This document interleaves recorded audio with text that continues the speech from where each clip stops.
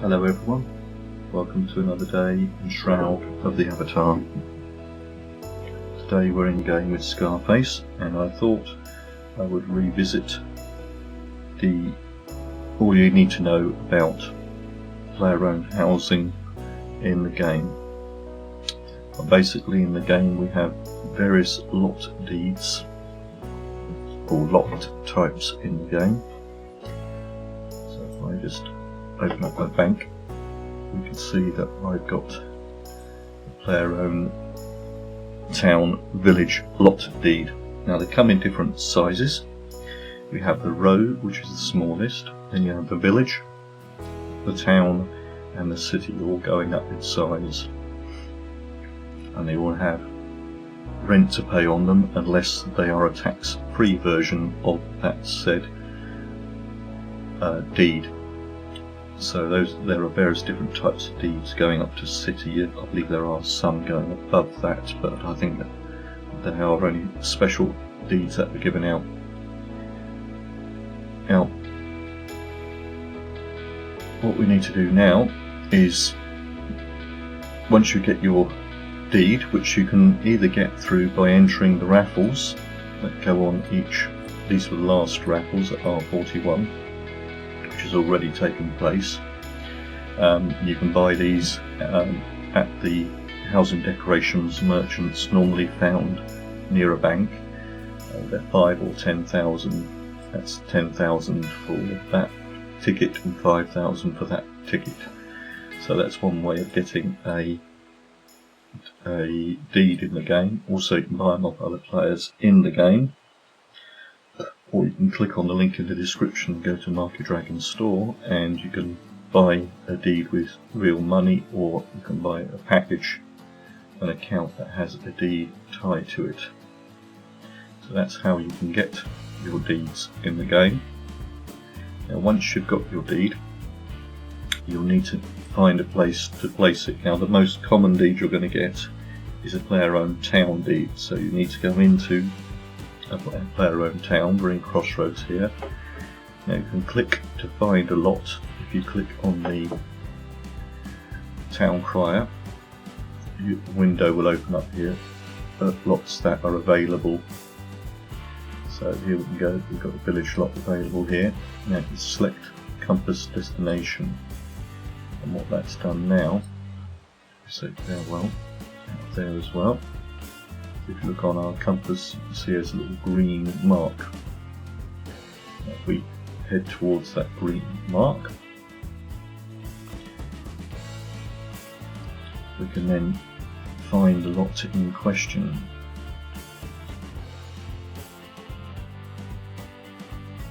Now another way to find lots is you can go onto SOTA Maps on their website, sotamap.org, and if the town owner has updated his maps, it will show if there's any free lots on those ones. It's not guaranteed that the town owner is updating his town information on there. So we're nearly there.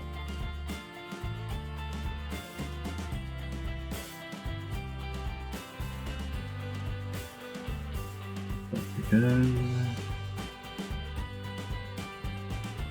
And there we go. And it looks like it should be just up here. As you get close to it, you'll notice that little green symbol will vanish. That tells us we've arrived at our destination. So we've arrived at a plot. Now another way you can find out is if there's any plots, if you want to run around and see what's available. If you hold down the P key, you'll see you'll get some smoke rising out of an available lot. So it says 3 along here. If you go up here, you can see there's some coming up over there. So just hold down the P key, you can see where all the lots are actually available. So what we'll do now is we're just going to select this one here. It's got some nice trees on it. If you double click on it, you can click claim lot. and then what you can do is select the deed that's in your inventory, because you've got to be carrying it on you. Already got 2 properties in Crossroads here, so you'll probably only have the one. Okay, and then you claim the lot, and you click claim, and now it's claimed. You'll notice that the lovely trees have gone, because it's now your plot and not a town plot. Sorry, owned. What's been taken. Now, each plot has taxes that are due on them, unless it is a tax-free lot deed. And basically, a row-size house has 500 gold coins per day, which is 3,500 gold per week, or 1 kodo. A village has 1,000 gold per day, or 2 kodos. A town has 2,000 gold per day, or 4 kodos. And a city has 3,500 gold per day, or 7 kodos.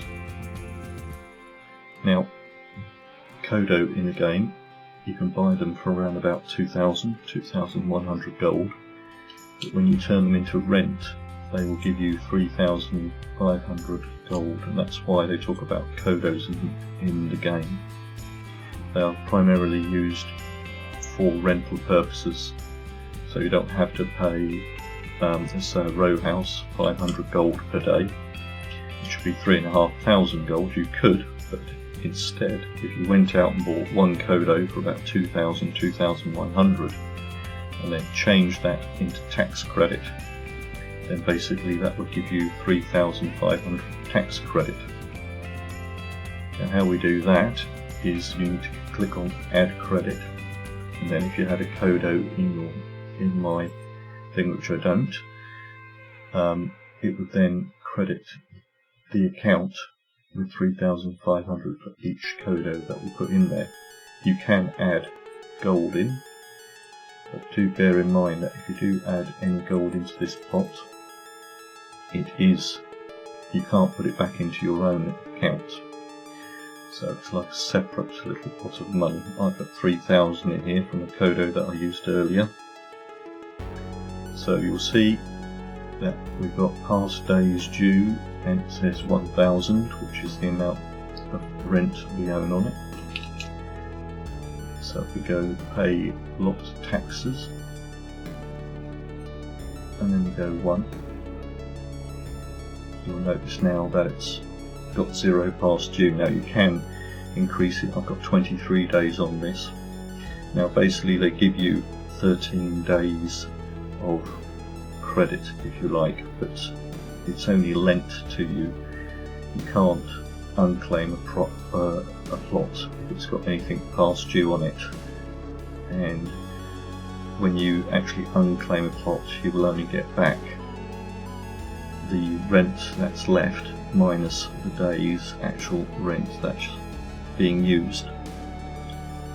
So that's how we actually deal with the rent in the game, if it's a rentable plot. Now, as you can see down here, I have a tax-free player-owned town road deed here, and you can see past day due, not applicable, and 119 days just stays there at 119 days. So you can see that basically you don't need to worry about the tax on that, but I do have to worry about this one, and I have up to 23 days remaining on that one. Now if this would expire on the plot, all that would happen is the plot would automatically become unclaimed, and all of the items on the plot would go to the bank.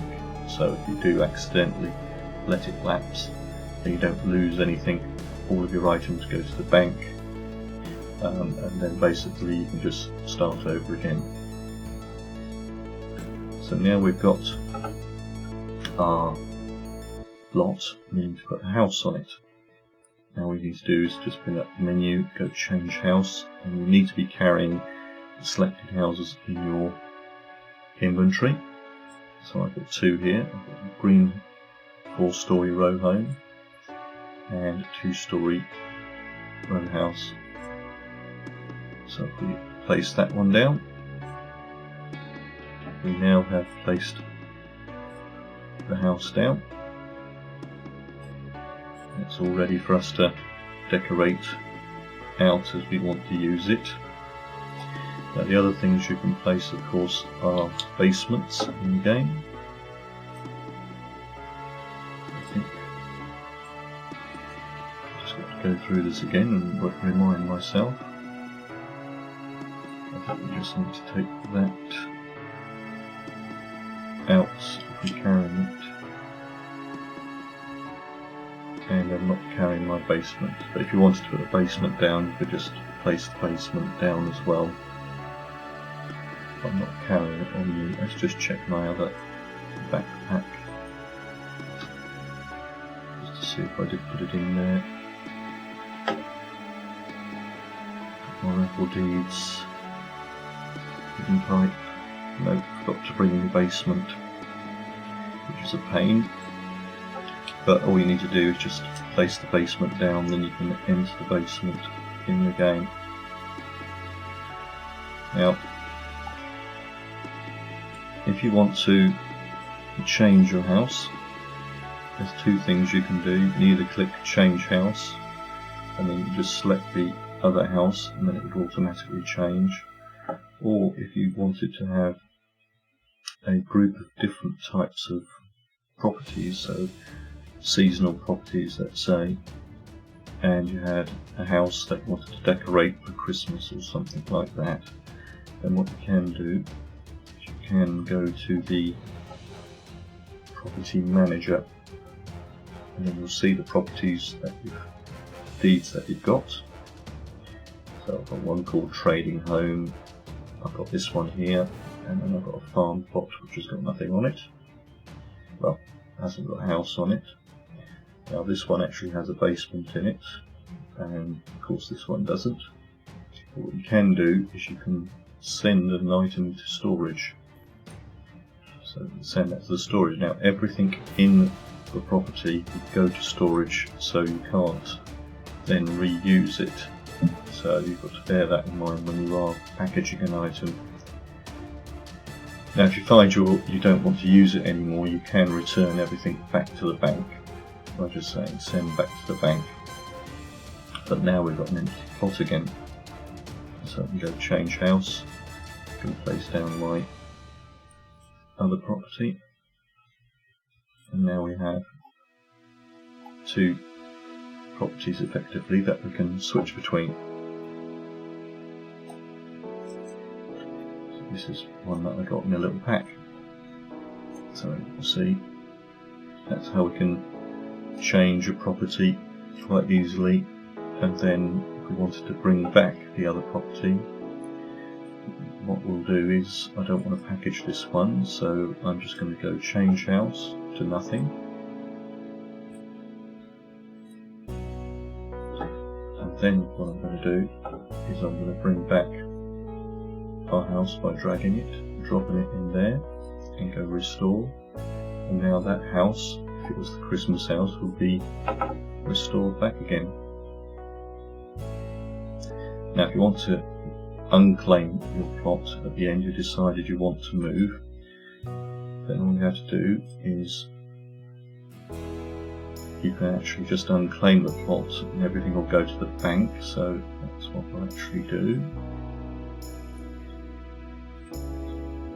Close that. So now we're just going to bring up the thingy, and we're going to go onto here.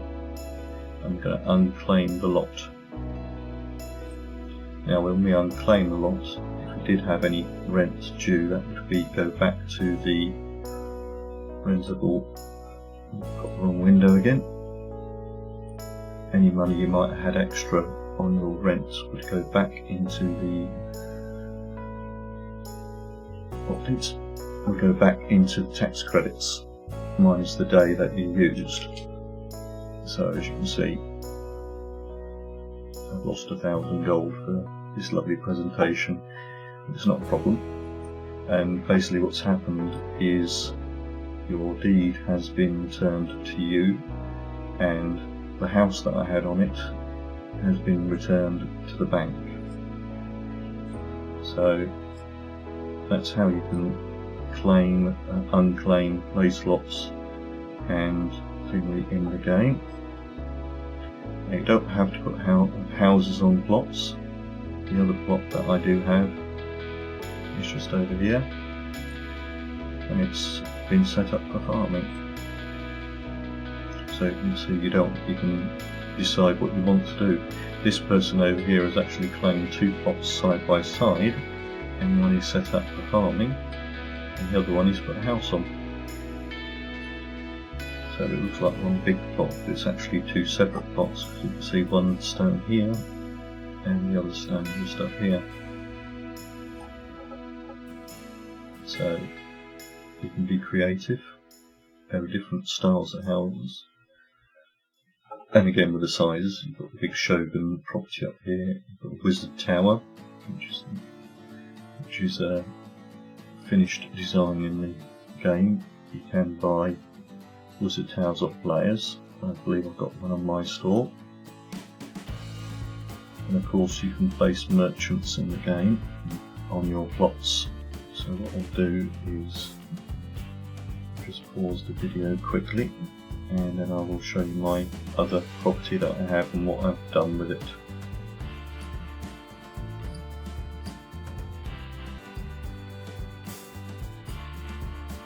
Right, I thought I would bring the video back on here just a bit short of my property so we can see how a town can be laid out. It's been laid out as a kind of little town square. Up here is one of the largest properties in the game. It's been purchased by our guild, which is the Lunar Dragons, and basically we all clubbed together and bought the guild house in the game, which is a nice big city-sized plot. It's a city plot. It's guild chapter house, and Market Dragon is the actual of the guild. But the other property that I've actually got, so I'll show you some of the things that we can do with property, is this one just here, which is actually an ornate version of the 4-story with greenhouse. The in-game version, or the one you can build, which you saw earlier, is like this one, and the ornate one is the one you buy in the store, which is just a prettier one. It has the same functionality. Now you can place on your plots your vendors, so you can buy things and sell things in the game to other players. Let's see, I did have that. I do have the Wizard Tower home, which is an expired item in the game, for sale on my vendor there, if you wanted one of those. But as you can see, you can decorate it out. I've just got decoration of the different types of kodos that you can find in the game. Some of our telethon rewards that we have. Some mounted bear skulls. This is a little storage room with the bank box in it, remote bank box. And again, all the basic weapons that are found in the game on my travels. And then we have on the second floor kind of little seating area with a bone throne on it. And then the upper floor, not much, but this particular property carries a greenhouse, which is like a normal greenhouse in the game for farming, which if you farm in a greenhouse, it halves the growing time. So this property has a greenhouse on the top floor. So and there are various different designs of property in the game. So, but you don't have to have property in the game. You could rent some. Later on, you'll be able to rent rooms and things like this. This is the basement, so which I haven't got anything down there much yet. But you can, so you can go further downwards. You can't go any higher than 4 stories up. But you can have a 5-story basement. So different mailboxes. So there's lots of things you can do with designing the game. But I think I will just show you, try and the right one. Yep. I think it's this one here. Is it this one here? Might be wrong.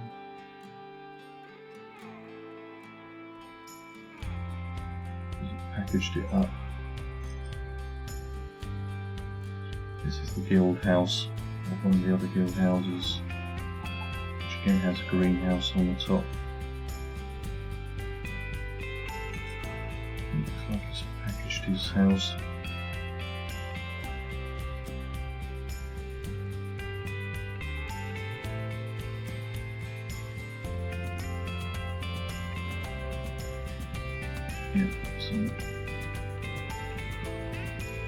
Yeah, so you can design a lot of different designs.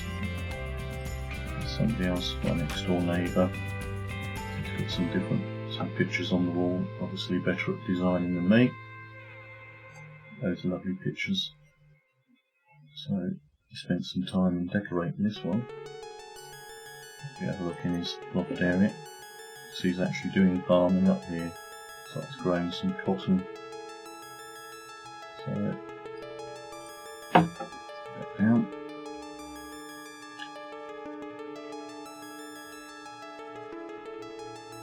And we'll go out. Be nice and close the door. I hope that has answered all the questions that you might have about property, how to get it, how to use it, and what to do with it in the game. If you find there's any questions, please do ask in the comments section below, and I will get back and answer them as soon as possible. Also, if you are new to my channel, if you click on the subscribe button, you'll get to know when more of my content comes out.